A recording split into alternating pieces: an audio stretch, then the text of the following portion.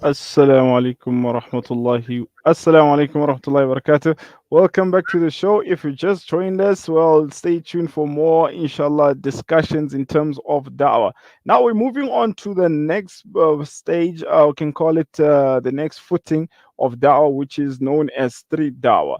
This is what we normally call street da'wah because it's an informal type of a da'wah whereby you just go set up on the corner of the street and you speak to anyone who comes your way and trying to, obviously the first thing is to try and demystify the whole concept of what Islam is, especially when you're working with our local brothers and sisters who do not know anything about Islam or may have heard of it from the social media perspective, which is always negative. Now with me is Moulana Abdulhameed Mabena, all the way from Pretoria in Lodiam Sharif, call it the holy city or the holy place in Pretoria. Molana is actually an ustad at the madrasa in the Masjid Darussalam, one of the famous masajid that you find in madrasas also. And he's been working with Uplift Dawah, the name of his organization, for a long time as I can remember. And one of the main things that they do is street dawah, and they do it very well. Assalamu alaikum wa rahmatullahi wa barakatuh, Molana. Welcome to the show.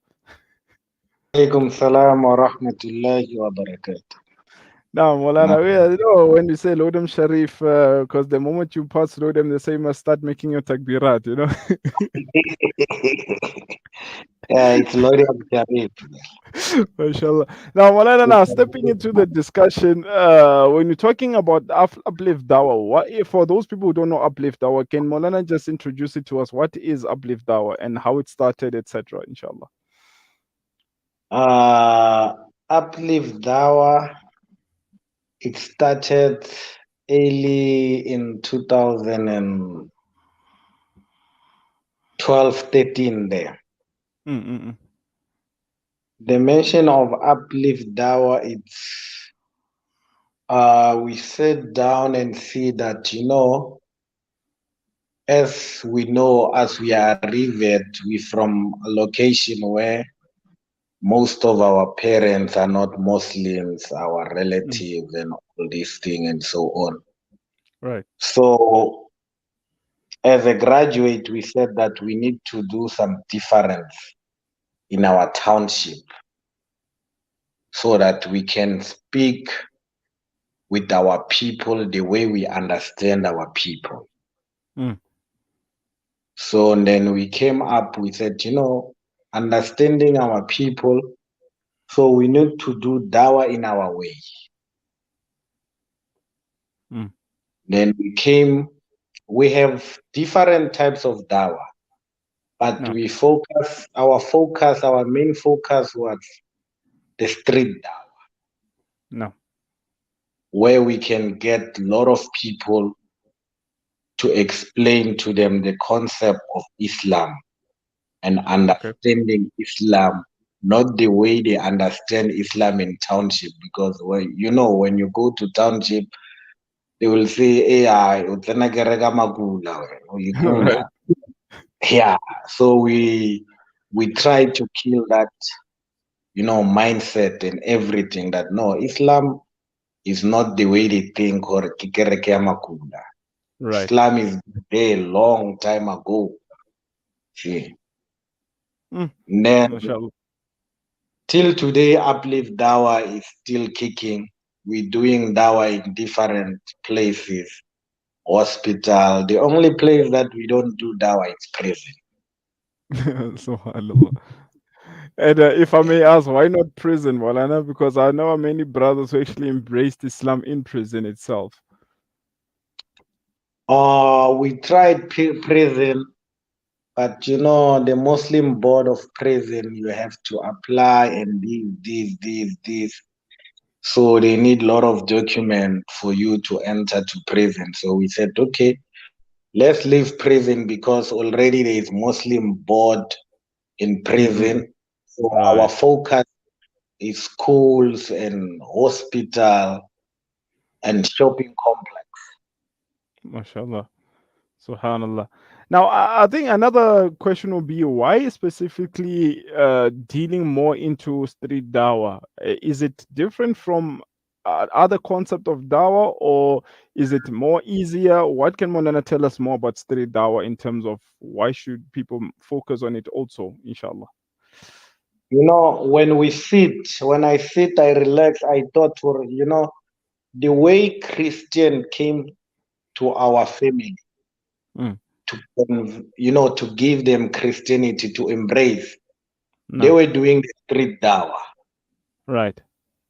You see, so because you can't meet everyone in every you you know the town is too big. So when you are in one place and this is a place you meet different people. This Right. one from Magopane, Soshanguve, this, they will pass the message that Right. in that corner we met Mabena. He told us about Islam. Right. You know, because a street dawah, most of the time we deal with passive dawah. Right. We give you the concept of Islam, you understand. We are not debating. Right. Debate it's another dawah which they call it active dawah. For us, we are not in debate. We give you the message of Islam that you must understand that Islam is one. We Mm. worship one God. This. We don't debate. No. No, so subhanallah, that just brought a thought in my mind. Many a times you have some situations when a person believes that dawah is only to go to someone who is, for example, Christian, because we use them most as an example, and start attacking them with verses from the Quran, telling them about how they shouldn't be worshipping Isa alayhi salam, etc. But now, in terms of street dawah, Molana, what is the etiquettes of giving street dawah, inshallah, if you can take us through that slowly. The etiquette of giving street dawah. Remember, uh, the work of the da'i is to give the message. Right. Then Allah do the rest. Guidance is from Okay. Allah. Right. So in street dawah, we focusing on giving the message Mm. of Islam, Right. changing the concept of how people they believe in Islam, what they Mm. have in their mind about Islam. The first No. question, we have different types of Christianity, which it will take you the whole day to understand the different types of Christians that we have. But in Right. street dawah, we just ask you one simple question, then automatic I will know what type of a Christian you are. Then I will Okay. talk to you according to your Christianity, how you believe. Right. Because our people they have different Christianity. You find apostle, 12 apostle, they put Jesus, Isa alayhi salam in different beliefs. So True. you have to know if I'm approaching a girl who's a 12 apostle, Mm. what should I say? If I'm approaching a guy who's a ZCC, what Mm. should I say? You see, so we are No. not debating to them. We are not saying no, this, we just give you the message, the oneness of Allah, the concept of Islam. Mm. Everything that you do, it goes back to the concept of Islam. Mm. MashaAllah. It is a very good way of looking at it, Maulana, because many a times we all think that they're all the same, just put them under the same, blanket ruling, but not understanding that there's certain things that you need to understand before you start approaching the people. So this comes back to the whole point of before we start giving dawah, we need to have a certain amount of knowledge about the people we're dealing with and giving the dawah to.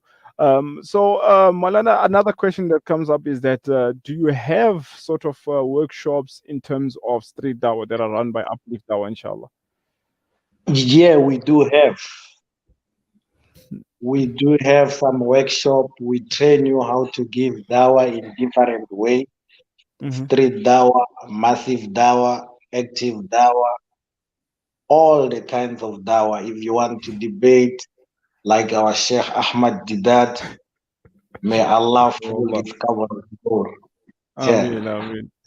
Uh, it's amazing you mention his name because every time, when we speak of Dawa in South Africa, even to people who are all over the world, I spoke to people from America, some are also in the UK and stuff, and they tell you whenever you say you're from South Africa, they'll ask you, "Do you know Sheikh Ahmadi?" That he's always a pillar of reference in terms of Dawa in South Africa at large. Now, Malana, when dealing with Dawa at large, we are dealing with a lot of issues. One is obviously in terms of trying to make people understand, like you mentioned, what Islam is, that it's not something from, foreign country or something. In terms of life, right? That some say it's just a church for the people of the Indo subcontinent, the Indian people, etc. But now, when we're dealing with people in the locations, especially where you only get 2 minutes to speak to someone on the street, how do you now give them the full message in 2 minutes? You see, it's very easy. You can give dawah in 2 minutes. No. It's very easy. So I think that right now I would like to like a You know, simple maybe the Namola. example I will give it's when I approach, let's say, a woman. Mm, In African culture, when you greet, you have to shake hands and do this thing.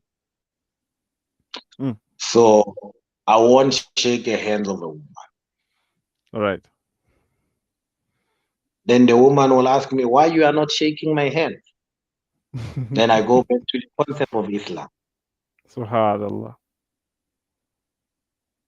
Now that I was Subhanallah, I mean, I'm like speechless right now because it's something that's very simple, but you don't think about it until you actually like how you mention it, that you don't shake. Then a person will ask, why don't you shake? Then from there the whole talk continues in terms of what Islam is, what Islam teaches us. Yeah, And I think also going back to the other point you made of the way the women wear, especially like for example when you look at the ZCC, you find that the women do also cover their hair. They wear long clothes covering the body.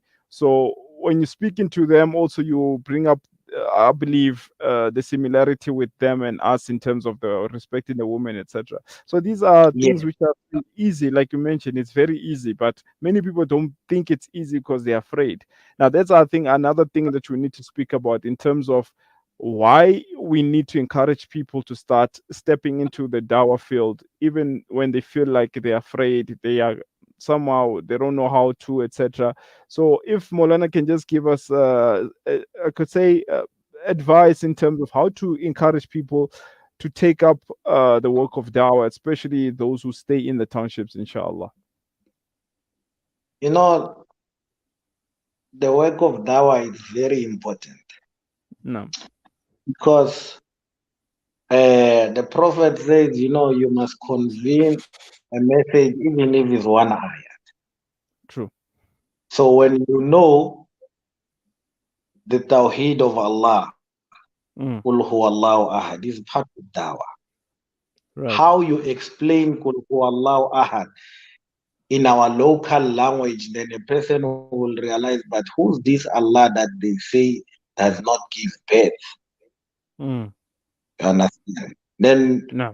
it goes so and so. There's a lot of example that you can give dawah. Like me personally, when I go to family gathering, when you are a da'i, you must be a strange person. Because True. when you are a stranger,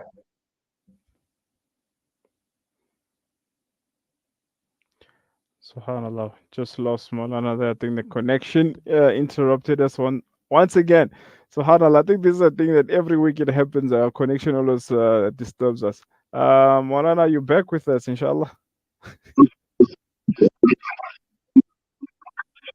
inshallah, yeah, I'm there. No, just like you can continue, inshallah.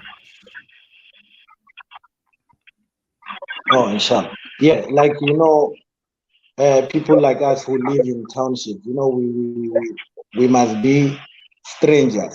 Rasul Mm, sallallahu alaihi wasallam is he's giving glad tidings to the strangers. How you become a stranger? You become a stranger through the action of dawah. Mm. So then you Like become a me stranger. myself, when I go to my family gathering, I will make sure that I become a stranger. Mm. I will do action that you will ask me, why are you doing that action? Mm. Subhanallah. Think that's a nice way of putting it, Monana, because we all know the hadith that Tuba lil ghuraba, glad tidings must be Yeah, upon the strangers. So now, when a yeah. person thinks of the hadith, they'll be like, "But how are we going to be strangers? Because your family knows you, etc." But now, Maulana is explaining that it's actually the actions that you do which are strange that makes people ask and question why you're doing them. Subhanallah. Maulana, we have only like a minute left to wrap up, inshallah. Can Molana just give us, I could say, parting advice, especially for those who are already given dawah, and how to be more effective, inshallah ta'ala? Uh, what I will say, there are a lot of organizations about who are giving dawah, especially in South Africa. Mm, But uh, we'll ask Allah subhanahu wa ta'ala to give us tawfiq so that we can reach and spread the oneness of Allah everywhere you go, even ameen, in a taxi, ameen, everywhere you go. You know, I was taking a taxi from town to Mabopane. As you mm, know, in a taxi they are playing music. I right, just left my car. I said, you know what, I'm going to Mabopane, but I right, want to see how can I give a dawah taxi. mm, So when they play music, I told the driver, you know what, I'm afraid to outshell music. Music is not good for the heart. He says, subhanallah, why? I said, yeah. Prophet explained how music kills the heart. right, Then he says, who's that prophet? Then I have to tell and I explain why Prophet Muhammad says, what is the sallallahu danger of music? What is mm, this? What Islam says about music. subhanallah. Then everyone in the taxi was just listening to me. And before I left, before I reached to Mabopane, I get two shahada. I said, Allahu Akbar. this your Islam makes sense. Subhanallah. Hey, Maulana, we can sit here the whole night and listen to your stories in terms of your experience. Subhanallah. I think we will, inshallah, have more programs to come. I would love actually to have a workshop on one of your workshops, inshallah, to be part of it so that we can show how we do workshops for dawah, especially street dawah, inshallah ta'ala. So we'll be in contact, inshallah, and may Allah subhanahu wa ta'ala bless you and reward you for all the work that you're doing and take the program from strength to strength so that they can be very effective and beneficial for the whole of South Africa, inshallah ta'ala. Jazakallah khairan, Maulana. We really appreciate it. Salam. Naam, Alhamdulillah. That was Moulana Abdulhameed Mabena, all the way from Lodium Sharif. Subhanallah. As I'm sitting, as Moulana was speaking about the concept of dawah, it really touched base because certain things that we don't understand to be very effective in deen or in giving dawah, but they are actually effective. The one thing that Molana mentioned was in terms of etiquette or in terms of what you call, like how we have akhlaq. Akhlaq is very beautiful. One of the important points is when you enforce akhlaq in your life and it becomes like a nature of your life. And when you meet people, then people get amazed to a point that they start terming it as being strange. Now, Maulana took us to the hadith when Nabi Sallallahu said that Bada al Islam ghariba, that Islam began as a strange concept, or sayaudu ghariba, and it will return into being strange again towards the end of time. And it says, Fatuba lil ghuraba, and may glad tidings be upon those people who are strange. Now, many times people ask, what does it mean in Islam being strange? Then Maulana was saying that now you do actions which are strange or actions that warranty people to question question why you're doing such a thing, why are you doing this, why are you doing that. So in that, that's what we call being amongst the ghuraba, amongst the strange people. Now, being amongst the ghuraba also means that now you are being given the glad tidings as one of the people that will eventually, obviously, Allah, through Allah subhanahu wa ta'ala's mercy and grace, enter Jannah because you lived upon that concept and that badge of being a stranger and a Muslim also, and an advocate of this beautiful deen of Allah subhanahu wa ta'ala. Subhanallah. That was, I could say, very thought provoking at the same time, but interesting talk. And same time, same place, we'll be here inshallah ta'ala, and giving what we can do best for the sake of the work of da'wah to reach uh, inshallah the four corners of the world. Most importantly, our neighbors who are non-Muslims, they must know more about deen and not just see us over the fence, inshallah. Now again, as it's a beautiful night of Jumerat, as we call it in Urdu, we make need to be busy in the salutations about our Nabi sallallahu alaihi wasallam and read Surah Kaf.